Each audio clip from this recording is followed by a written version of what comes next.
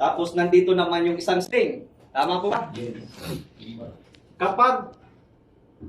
Kapag nakakabit na, ibababa nyo lang siya. Baba nyo pa ganun. Umabot doon, sakto, di ba? Yes. Yung isa naman, Baba. lagay mo.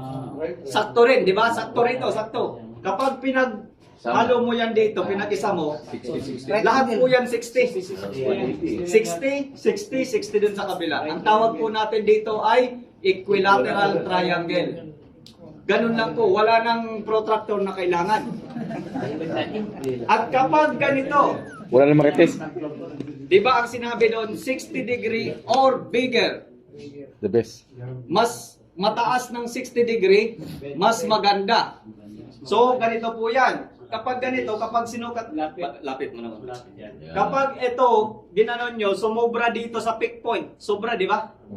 At yung kabila naman, sumobra din dito sa peak point. Kapag hinaghalo mo yan, more than 60 degree yan. Pwedeng 61, o 62, o 70, gano'n. 69 with number. So yun po ang recommendation. Alam nyo kung bakit? Malapit na, Alam nyo kung bakit?